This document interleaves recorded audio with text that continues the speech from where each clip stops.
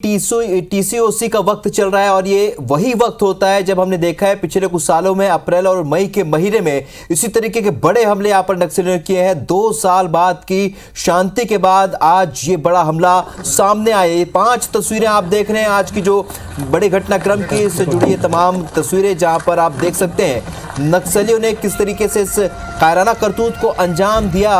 और कैंप 1 में आप देख रहे हैं कि यहाँ पर जो जवान हैं शहीद जवानों के शव आप देख रहे हैं। इसी प्रकार जो कैंप 2 में भी आप देख रहे हैं जवानों को, घायल जवानों को किस तरीके से यहाँ से ले जाया गया। कैंप 3 में आप देखिए घटना स्थल पर ग्राउंड जीरो पर जो तस्वीरें, अलग अलग तस्वीरें आप देख रहे हैं कैंप 3, कैंप 4 और कैंप 5 में आप देख सकते हैं ग्राउंड जीरो की तस्वीरें, जहां पर नक्सलियों ने किस तरीके से यहाँ आईडी प्लांट करके जवानों पर हमला किया। 2 साल की शांति के बाद ये हमला जवानों ने किया है। टीसीओसी का वक्त होता है, ऐसे में जवान अलर्ट मोड पर थे, लेकिन कहीं ना कहीं चूक हुई है और क्या चूक हुई है इसके बारे में जरूर जांच होगी। लेकिन अभी जो बातें सामने आ रही है कि कहीं ना कहीं बस्तर के सभी जिलों में जवान सर्चिंग कर रहे हैं और इस वजह से ही इस तरह की घटनाएं को अंजाम देने की फिराक में नक्सली लगातार फिराक में रहते हैं और ऐसा ही कुछ आज हुआ। चलिए और ज्यादा अपडेट के साथ हमारे 4 सहयोगी इस वक्त हमारे साथ जुड़ रहे हैं। इस वक्त तस्वीरों में आप देख सकते हैं हमारे साथ 4 सहयोगी नरेश मिश्र हमारे साथ जगदलपुर से जुड़े, वेद प्रकाश संगम दंतेवाड़ा से हमारे साथ जुड़े, तहसीन जैदी रायपुर से जहां पर पीएचक्यू में बैठक हो रही वहां से जुड़ रहे हैं। इसके अलावा राजेश मिश्रा भी इस वक्त हमारे साथ पॉलिटिकल रिएक्शन के लिए हमारे साथ लाइव जुड़ रहे हैं। सबसे पहले हम वेद प्रकाश का रुख करेंगे। वेद प्रकाश, फिलहाल अभी आपके पास क्या अपडेट है? 1:30 से 2 बजे के बीच की यह घटना है और जो जानकारी अब तक निकलकर सामने आई, हमने कुछ जवानों से, उन जवानों से बात की जो दूसरी गाड़ियों में सवार थे, तो उन लोगों ने ये दबी जुबान से जरूर हमें बताया कि जो पहली गाड़ी थी जवानों से भरी वो निकल गई थी दंतेवाड़ा के लिए। इसके बाद जो सेकंड नंबर की गाड़ी जिसमें नक्सलियों ने ब्लास्ट किया, ये दूसरे नंबर की गाड़ी थी।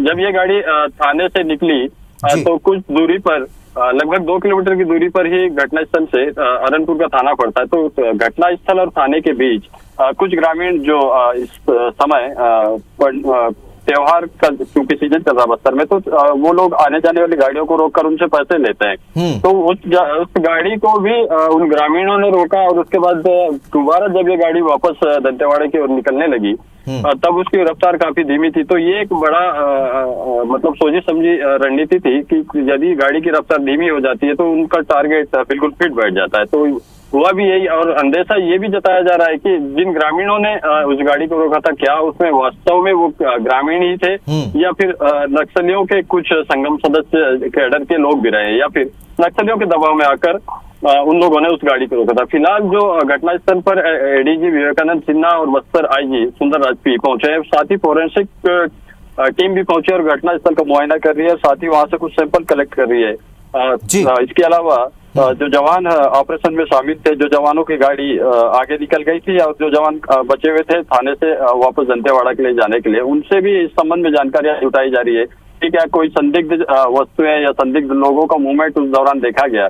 जैसा कुछ जवान बता रहे थे कि लगातार वो 3 दिनों से ऑपरेशन कर रहे थे और 3 दिनों तक उनकी गाड़ियां अरनपुर थाने में ही खड़ी रही, जो घटनास्थल से मात्र 2 किलोमीटर दूर है। तो वहाँ ऑपरेशन से वापस लौटने के बाद जो जवान है वो सारे जवानों को दंतेवाड़ा वापस जाना था, तो गाड़ियों में सवार होकर ये जवान वापस दंतेवाड़ा लौटते, लेकिन इसी दौरान ये बड़ा हादसा हुआ है। तो एक बड़ा नुकसान इसे कहा जा सकता है। बिल्कुल वेद प्रकाश, बहुत अहम जानकारी आपने दी। बहुत ही स्ट्रेटेजिक वे में यहाँ पर इस घटना को अंजाम दिया है। नक्सलियों ने कहीं ना कहीं वो ये जानते थे कि त्योहार के मौके पर जब यहाँ से गाड़ियां गुजरती है तो उन्हें रोककर कुछ चंदे की वसूली भी करते हैं ग्रामीण, और इसका फायदा भी उठाया है।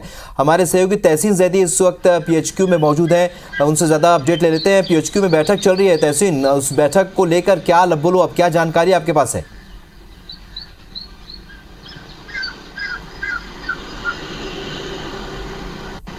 जबलपुर में ये घटना हुई है उसके बाद जो है एक आपात बैठक इसी नवा रायपुर स्थित पुलिस मुख्यालय में यहाँ बुलाई गई। ऑप्स रूम जो है एसआईबी का, वहाँ पे ये स्पेशल कह सकते हैं आपात बैठक बुलाई गई थी, जिसमें खुद डीजीपी अशोक जुनेजा समेत जो आईजी एएनओ हैं, ओपी पाल समेत जो डीआईजी केएल ध्रुव समेत आला अधिकारी जो सभी पुलिस के और नक्सल से मामलों से जुड़े हुए अधिकारी वहाँ मौजूद थे। और वहाँ पे सबसे पहले जो अगर बात करें बैठक की शुरुआती दौर पे, तो पहले जानकारी ली गई, क्योंकि वो जो इलाका है थोड़ा सा अननेटवर्क इलाका है, क्योंकि नेटवर्क जोन नहीं है वहाँ, तो इस वजह से वहाँ पे जो ऑप्स रूम होता है वहाँ पे वायरलेस सेट भी होता है, हाई फ्रिक्वेंसी का वायरलेस सेट भी होता है, सैटेलाइट फोन भी होते हैं, कई तरह के संपर्क के लिए वहाँ पे रहते हैं जो इक्विपमेंट, तो उसके वहाँ पे लिया गया जानकारी। उसमें अगर बात करें जिस तरीके से ओपी पाल साहब ने जो IBC 24 से बातचीत करते में बताया कि जिस तरीके से वहाँ पे जो ऑपरेशन चल रहा था और जो इनपुट मिला था उस पे आज सुबह जो है उसमें नक्सलियों से मुठभेड़ हुई है, और उसके बाद दोनों तरफ से फायरिंग होने के बाद हालांकि कोई घायल नहीं हुआ और ना ही कोई नक्सल की तरफ से कोई अभी तक सूचना, लेकिन एक अहम जानकारी जो ओपी पाल साहब ने दी है कि उसमें ये दो जो संदिग्ध लोग, जिसमें एक जो संतरी जो नक्सल कैंप का है उसको अभी गिरफ्तार किया है, उसको टीम जो है दंतेवाड़ा ला रही है। लेकिन जिस तरीके से हमारे जो वेद जो हमारे बता रहे थे कि जिस तरीके से वो गाड़ी थाने से निकली और 3 दिन से ये ऑपरेशन चल रहा था, 3 दिन से गाड़ियां जो अरनपुर थाने में थी, तो इस बात से कतई इनकार नहीं किया जा सकता पिछले अनुभवों की अगर बात करें कि ये जो है एक तरह का ट्रैप ही था, क्योंकि ये बात की जानकारी उनको थी कि यहां से 3 दिन से यहां पे फोर्स पड़ी हुई है, फोर्स निकलेगी, इस बात का सॉलिड उनके बाद इनपुट रहा होगा। और उसके बाद जो इन्होंने बाकायदा एक प्लान जो आईडी ब्लास्ट का एक प्लान इन्होंने तैयार किया, और जिसके बाद जो बता रहे हैं, जैसे ही हमारे जो साथी बता रहे हैं कि वो उन्होंने पहले ग्रामीणों ने रोकने के बाद उनसे चंदा मांग की, और उसके बाद जो है वो गाड़ी वहां से निकली है। और जिस तरीके से जो रफ्तार की अगर बात करें, जो गाड़ियां बहुत धीमी होती है उसको पिछले अगर अनुभवों की और पिछले तजुर्बों की और पिछले घटनाओं की अगर अपन विश्लेषण करते हैं, तो उसमें ये बात सामने आती है कि इस तरीके की जो आईडी ब्लास्ट की चपेट में जो गाड़ियां आती हैं वो स्लो जो गाड़ियां चलती हैं उन्हीं को ये लोग लेते हैं। तो यहां पे भी वही हुआ। और जिस तरीके से इस बात से अभी हालांकि जो अधिकारी हैं वो इस बात की पुष्टि नहीं करे, लेकिन कहीं ना कहीं यहां पे एक तरह से ये एक ट्रैप था जो नक्सलियों का, क्योंकि जिस तरीके से एक पार्टी उनसे मुठभेड़ करी, उसके बाद एक पार्टी ने ये आईडी ब्लास्ट का एक पूरा सुनियोजित ढंग से ये ब्लास्ट किया है। तो कुल मिला के अभी जिस तरीके से अधिकारी भी जो बोल रहे थे कि जो पूरी समीक्षा की जाएगी और ये कहां चूक हुई है, क्योंकि इनपुट की अगर बात करें, क्योंकि नक्सल में जो फील्ड में जो सुरक्षा बल पड़े हुए हैं उनके पास कई सूचनाएं आती हैं, उसमें कितनी वो सच्चाई है कितनी, क्योंकि इतनी बड़ी फोर्स भेज देना बिना पुष्टि के वो कभी ऐसा हुआ नहीं, लेकिन यहाँ पे कहीं ना कहीं हुआ होगा। लेकिन ये जिस तरीके से एक पूरा सुनियोजित एक ट्रैप है उसको इनकार नहीं किया जा सकता। फिलहाल अभी जिस तरीके से ओपी पाल साहब ने बताया कि कल डीजीपी समेत कई आला अधिकारी दंतेवाड़ा जाएंगे यहाँ पे। जी बिल्कुल। और ये ट्रैप आप जिस तरीके से बता रहे थे तहसीन, अगर ये ट्रैप है तो कहीं ना कहीं अंदाजा नहीं लग पाया होगा कि आखिरकार इस तरीके की घटना को अंजाम दे सकते हैं नक्सली। और जाहिर सी बात है कहीं ना कहीं चूक जो हुई है इन्हीं सारी विषयों पर हुई है। अब हमारे सहयोगी सौरभ परिहार भी इस वक्त हमारे साथ जुड़ चुके हैं। नरेश का रुख करेंगे। नरेश, आपसे ये जानना चाहेंगे, क्योंकि हम TCOC की जब बात करते हैं और पिछले कुछ सालों की बात करें तो अप्रैल और मई के महीनों में नक्सलियों ने सबसे बड़ी घटनाओं को अंजाम दिया है। अलर्ट मोड पर थी फोर्स, उसके बाद भी इस तरह की घटना हो जाती है। और जैसा कि वेद प्रकाश भी बता रहे हैं कि वहां पर बाकायदा गाड़ियों को रोककर चंदा वसूल रहे थे और इस वजह से गाड़ियां धीमी रफ्तार में थी और इस तरीके से टारगेट किया गया, यानी ट्रैप भी था। बिल्कुल सही कह रहे हैं आप। और ये सिलसिलेवार पिछले 10 सालों का इतिहास रहा है कि जब भी TCOC का वक्त होता है, गर्मी की 3 महीने में, उस दौरान विशेष तौर पर माओवादी बड़े हमले बस्तर में करते रहे। तौर पर दंतेवाड़ा, सुकमा और बीजापुर इलाके तक के बड़े हमले केंद्रित रहे हैं। तो इस लिहाज से बहुत महत्वपूर्ण हो जाता है कि जो ऐसी जगह है जहाँ पर जो ज्यादा संवेदनशील है, मुश्किल इलाके हैं, वहां पर ज्यादा एहतियात के साथ TCOC के दौरान फोर्स का मूवमेंट हो। और अगर आप देखें तो जिस तरह से पुलिस अधिकारियों से बातचीत हो रही है, बस्तर आईजी ने बताया कि यहाँ पर माओवादियों की मौजूदगी की सूचना मिली थी, जिसके आधार पर ये ऑपरेशन यहाँ प्लान किया गया था। एक छोटी मुठभेड़ भी हुई और उसके बाद ये लोग वापस हो रहे थे। DRG के जवान 3 दिन तक ये जंगल में खाक थामते रहे और उसके बाद वापस लौटने के दौरान ये पूरा घटनाक्रम हुआ। इससे यही पता चलता है कि माओवादियों की मौजूदगी वहां थी और माओवादी ये भाप रहे थे कि फोर्स उनका पीछा कर रही है। और इसी वजह से उन्होंने एक तरफा जब फोर्स वापस हो रही थी उस वक्त टारगेट किया, जैसा कि पिछले हमले में भी देखा गया। जैसा कि आप अगर देखें एकलगुड़ा में 2000 चलिए नरेश, आपको यहाँ पर रोकेंगे, इस वक्त रुक करेंगे राजेश मिश्रा का, उनके साथ पूर्व मुख्यमंत्री रमन सिंह है। दंतेवाड़ा में एक घटना हुई है जिसमें 10 जवान मारे गए, एक आदमी मारा गया। आप लोगों ने पहले भी आशंका जाहिर की थी। दुखद घटना है और सुनकर बहुत पीड़ा हुई। 10 जवान और एक ड्राइवर चालक जो था, 11 के 11 शहीद हुए। बहुत बड़ी घटना है और मुझे लगता है कि जो बार बार दावा किया जाता है मुख्यमंत्री के द्वारा कि नक्सलियों पे पूर्ण नियंत्रण है, लगातार इस प्रकार की घटनाएं। आज तो जवान शहीद हुए, कुछ दिन पहले भारतीय जनता पार्टी कार्यकर्ताओं को टारगेट करके 4-5 कार्यकर्ताओं को निर्मम हत्या की गई। तो लगातार ऐसी घटनाएं बढ़ रही है। मुझे लगता है कि इस प्रकार के रोड ब्लास्ट का पूर्वानुमान लगाना तो सही में कठिन होता है। कोई अनुमान नहीं लगा सकता कि पूरे छत्तीसगढ़ में दंतेवाड़ा में कहाँ पे बारूदी सुरंग बिछी है, ये कहना कठिन रहता है। मगर सर्चिंग ऑपरेशन को और तेज करने की आवश्यकता महसूस होती है कि ज़्यादा से ज़्यादा सर्चिंग ऑपरेशन होंगे तो नक्सली पीछे हटेंगे और सावधानी रहेगी। तो ये ध्यान देने लायक बात है।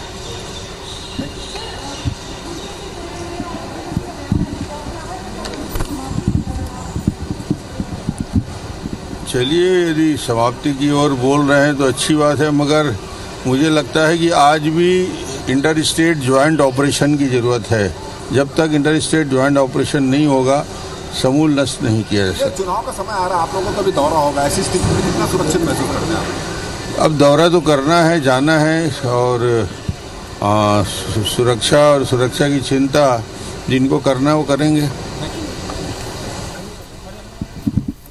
चलिए, तो 15 साल तक प्रदेश की कमान संभाल चुके पूर्व मुख्यमंत्री रमन सिंह का ये बयान, सर्चिंग ऑपरेशन की जरूरत है, इंटर स्टेट इस तरीके से कोई ऑपरेशन चलाए जाने भी बेहद जरूरी है, ये उन्होंने साफ तौर पर कहा है। यानी कि पॉलिटिकल रिएक्शंस भी मिलने लगे हैं। राजेश, हम सुन रहे थे पूर्व मुख्यमंत्री रमन सिंह को। अगर हम विपक्ष की बात करें, क्योंकि विपक्ष 15 साल तक सत्ता में रही है, फिलहाल कांग्रेस की सरकार है, ऐसे में पूरे घटनाक्रम को विपक्ष के नजरिए से कैसे देखा जाए? देखिए, अगर हम बात करें कि आज की इस घटना होने के बाद सभी विपक्षी सदस्यों के कड़े बयान जारी हुए हैं। उनका यह कहना है कि वो काफी दिनों से इस बात की आशंका जाहिर कर रहे थे कि बस्तर में कानून व्यवस्था, सुरक्षा व्यवस्था ध्वस्त हो चुकी है। उनके कार्यकर्ताओं की लगातार हत्या हो रही है, उनके कार्यकर्ताओं को टारगेट बनाया जा रहा है, नक्सली हमले कर सकते हैं, इस बात की भी उन्होंने आशंका जाहिर की थी। और आज इस घटना के बाद उन्होंने सवाल खड़ा किया है कि बस्तर में सुरक्षा व्यवस्था जो है वो और पुख्ता होनी चाहिए, जितनी पुख्ता होनी चाहिए उतनी नहीं होनी चाहिए। वहीं दूसरी ओर उन्होंने एक और गंभीर आरोप लगाया है कि नक्सलियों नक्सली जो है वो थोड़ा सा सुरक्षित मूड में चले गए थे और वो उसके बाद सरकार भी थोड़ा उसको लेकर गंभीर नहीं थी, नक्सल समस्या को लेकर, इसलिए इस तरह की घटना हुई है। मगर साथ ही साथ उन्होंने ये भी कहा है कि एक गंभीर मामला है और इस मामले में मिलकर लड़ने की जरूरत है। अभी पूर्व मुख्यमंत्री रमन सिंह से भी हमारी बातचीत हुई, सह प्रभारी नितिन नवीन भी आए थे। तमाम भारतीय जनता पार्टी के नेताओं की प्रतिक्रिया यही आ रही है। सभी ने इसको लेकर एक अपनी श्रद्धांजलि अर्पित की और उन्होंने कहा है कि इस पूरे मामले में ये जांच होनी चाहिए। इसके अलावा नक्सलियों को पूरी रणनीति बनाकर इंटर स्टेट कार्रवाई करते हुए एक कड़ी कार्रवाई नक्सलियों के खिलाफ करनी चाहिए। और साथ ही साथ उन्होंने ये भी कहा कि 15 साल के कार्यकाल में जो नक्सली एक क्षेत्र में सिमट गए थे, अब वो धीरे धीरे फिर से पैर फैलाने लगे। और जब हमारी इस संबंध में बहुत सारे बृजमोहन अग्रवाल, रमन सिंह, नितिन नवीन सबसे बातचीत हुई तो उनका ये कहना था कि जब हमसे पूछा कि अभी चुनाव का समय है, चुनाव के ठीक पहले इस तरह की अगर वारदात होती है तो चुनाव कितना खतरनाक होगा, नक्सल प्रभावित इलाकों में आपको भी जाना है। तो बृजमोहन अग्रवाल का तो ये कहना था कि अब हम अपनी सुरक्षा खुद करेंगे। वहीं कुछ देर पहले ही रमन सिंह ने कहा कि अब सुरक्षा व्यवस्था की जिम्मेदारी तो सरकार की, तो सरकार की जो व्यवस्था है, सुरक्षा व्यवस्था और नक्सल ऑपरेशन जो सरकार के द्वारा चलाया जा रहा है, उस पर विपक्ष ने यहाँ पर सवाल खड़ा किया है। और उन्होंने ये भी कहा है कि इस पूरे मामले में सरकार को गंभीरता से लेने की जरूरत है। वही अभी ये भी पता चला है कि मुख्यमंत्री भूपेश बघेल जो कर्नाटक जाने वाले थे दौरे पर, उन्होंने अपना दौरा कैंसिल कर दिया। वही केंद्रीय गृह मंत्री जो अमित शाह हैं, उन्होंने भी इस घटना को पूरी गंभीरता से लिया और इस संबंध में मुख्यमंत्री से भी बातचीत की और ये भरोसा दिलाया है कि केंद्र सरकार नक्सल उन्मूलन के लिए जो भी सहयोग होगा वो देने के लिए तैयार है। तो नक्सल घटना हो चुकी है और उसके बाद फिर आरोप प्रत्यारोप और सियासत भी इस मामले में शुरू हो चुकी है और विपक्ष जो है लगातार इस मामले में सरकार को कटघरे में खड़ा कर रहा है, उस पर सवाल खड़ा कर रहा है कि आखिर ये चूक कहां पे हुई, इंटेलिजेंस क्यों नहीं मिला। वही विपक्ष है राजेश, जो कि पहले 15 साल सत्ता में रहा है और इस तरीके से आरोप अगर लग रहे तो देखना यह होगा कि आखिरकार आरोपों पे कि क्या मतलब है, लेकिन इस वक्त एक बड़ी खबर का रुख करेंगे। इस वक्त बड़ी खबर रायपुर से, जहां पर सीएम भूपेश बघेल का कर्नाटक दौरा रद्द हो गया है। नक्सली हमले के चलते ये दौरा रद्द कर दिया गया है। तो आज शाम 6:30 बजे कर्नाटक के लिए मुख्यमंत्री रवाना होने वाले थे। वरिष्ठ अधिकारियों के साथ लगातार बैठक कर रहे हैं मुख्यमंत्री, और कल श्रद्धांजलि कार्यक्रम में दंतेवाड़ा भी जा सकते हैं, ऐसी भी जानकारी निकलकर सामने आ रही है। बड़ी खबर आपको बता रहे हैं रायपुर से, जहां पर मुख्यमंत्री भूपेश बघेल का कर्नाटक दौरा रद्द हो चुका है। नक्सली हमले के चलते उनका ये दौरा रद्द हुआ है, और कल बैठक कर सकते, कल श्रद्धांजलि सभा में भी जा सकते हैं, क्योंकि लगातार बैठकें इस वक्त मुख्यमंत्री कर रहे हैं। जाहिर सी बात है, इस वजह से वो कर्नाटक के दौरे पर नहीं जा पाएंगे। उनका कर्नाटक का दौरा रद्द हो चुका है। सौरभ परिहार हमारे सहयोगी हमारे साथ बने हुए। सौरभ, इस वक्त की बड़ी खबर यही है कि कर्नाटक दौरा यहां पर मुख्यमंत्री ने रद्द कर दिया है, लेकिन सवाल वही है, क्योंकि जो विपक्ष पहले 15 साल सत्ता में था, अब एक बार फिर वो कह रहा है कि सर्चिंग की जरूरत है, कहीं ना कहीं यहां पर इंटेलिजेंस का फेलियर है, तमाम तरह के आरोप। लेकिन मुख्यमंत्री हमेशा कहते रहे हैं कि बहुत कुछ लगाम लग गई है इस तरह की नक्सल की घटनाओं में।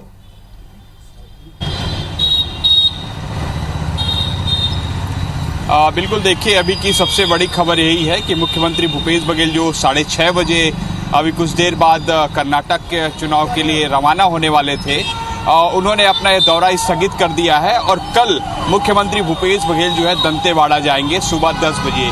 ये जानकारी अभी आ रही है, और इससे पहले भी यही कयास लगाए जा रहे थे कि मुख्यमंत्री भूपेश बघेल जैसे ही उन्हें घटना के बारे में जानकारी मिली, उसके बाद ये कहा जाने लगा था कि मुख्यमंत्री का ये दौरा स्थगित हो सकता है और वो कल दंतेवाड़ा जाएंगे, और ये जानकारी पुष्ट हो चुकी है।